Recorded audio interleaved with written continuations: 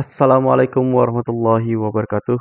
Adik-adik, pada video kali ini saya akan memberikan kunci jawaban di kelas 3 tema 7 subtema 3 pembelajaran 2 halaman 128 dan 129.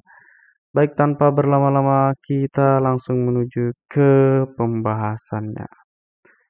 Sebelum kita menjawab di halaman 128, kita perlu dulu membaca bacaan di atasnya. Daun lontar, prasasti, dan gong merupakan alat komunikasi tradisional pada masa lalu. Selain itu, ada pula lonceng yang berfungsi sama dengan gong.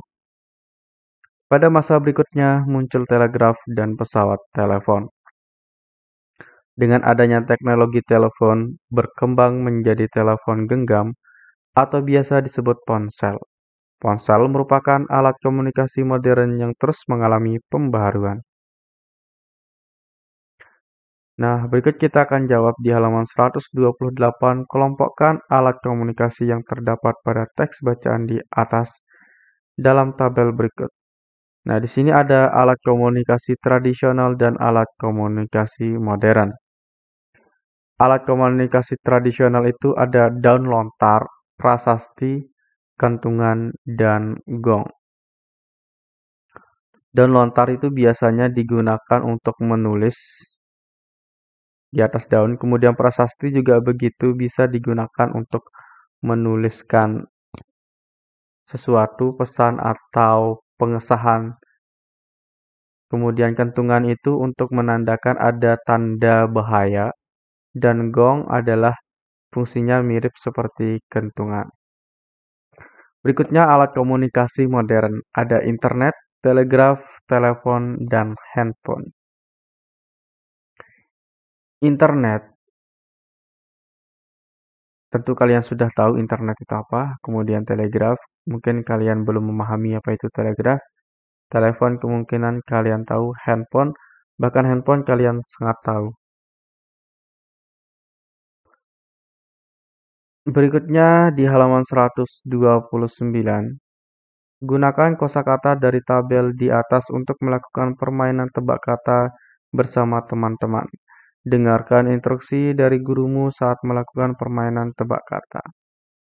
Nah, di sini ada 5 kata yang perlu kalian tebak untuk mengisi yang garis bawah ini. Nah, di garis bawah ini, di sini kita akan menuliskan isi atau kata-kata yang akan kita masukkan ke sini.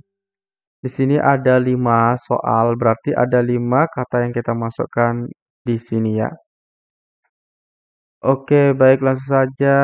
Yang pertama, alat komunikasi titik-titik digunakan pada masa lalu. Nah, di sini berarti kita akan mencari alat komunikasi yang digunakan pada masa lalu, sebelum adanya telepon, sebelum adanya televisi, dan lain-lain. Nah, seperti yang kita pelajari tadi, alat tradisional itu termasuk dalam alat komunikasi pada masa lalu. Tadi ada gong, kentungan, terus daun lontar, dan prasasti itu merupakan alat komunikasi tradisional yang ada di pada masa lalu. Berarti kalau masa lalu itu berarti itu disebut tradisional. Berarti jawaban untuk nomor 1 adalah alat komunikasi tradisional digunakan pada masa lalu. Jawabannya adalah tradisional. Kemudian di sini titik-titik termasuk ke dalam alat komunikasi tradisional. Nah, di sini yang termasuk dalam alat komunikasi tradisional itu apa? Nah, tadi kita akan menyebut tentang kentungan, gong, kemudian ada daun lontar, prasasti. Itu merupakan alat komunikasi tradisional. Nah, berarti di sini yang kita masukkan adalah apa? Apakah gong atau kentungan? Di sini kan ada dua nih alat komunikasi tradisionalnya, ada kentungan dan gong. Tetapi di nomor 3 ternyata ada lonceng dan garis bawah memiliki fungsi yang sama. Nah, Kita jawab dulu nomor 2. Nanti kalau kita kira-kira di nomor 3 itu apa? Gong ya. Jadi di nomor 2 apa? Nomor 2 adalah kentungan. Kentungan termasuk ke dalam alat komunikasi tradisional. Nah, kebetulan tadi nomor 3 sudah kita jawab, yaitu gong. Lonceng dan gong memiliki fungsi yang sama. Kita tinggal dua aja nih yang belum kita tulis, yaitu tentang modern dan ponsel. Tadi kita sudah membaca di halaman 128 itu tentang alat komunikasi. Nah, kemudian nomor 4 kita jawab, telepon kini berkembang menjadi. Nah, kebetulan di halaman 128 itu ada bacaan tentang telepon itu berkembang menjadi ponsel. Maka jawaban yang benar adalah ponsel. Telepon kini berkembang menjadi ponsel.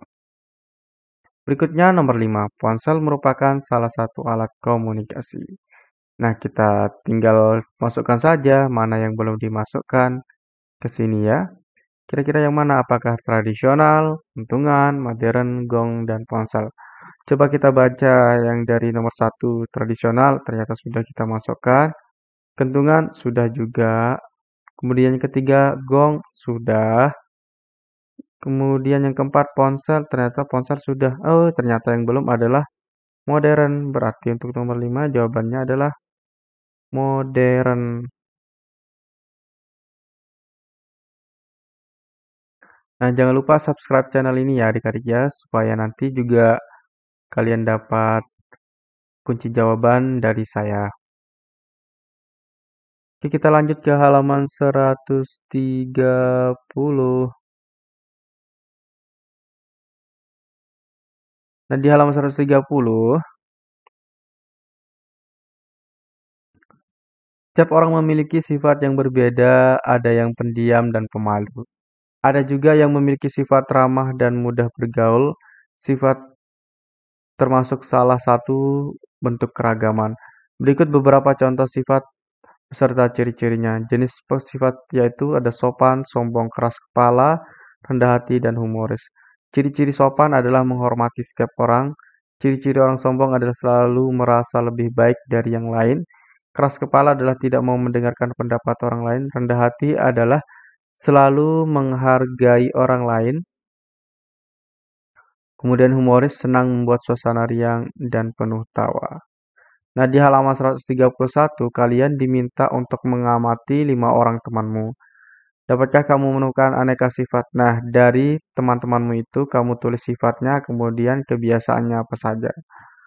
Nah, di sini ada kolom nama, kamu tulis nama dia, kemudian sifatnya seperti apa, kebiasaannya seperti apa. Nah, di sini kamu tugasnya mengamati, kemudian menuliskan sifat dan kebiasaannya. Oke, itu saja merupakan kunci jawaban pada pembelajaran 2 kali ini. Semoga bermanfaat.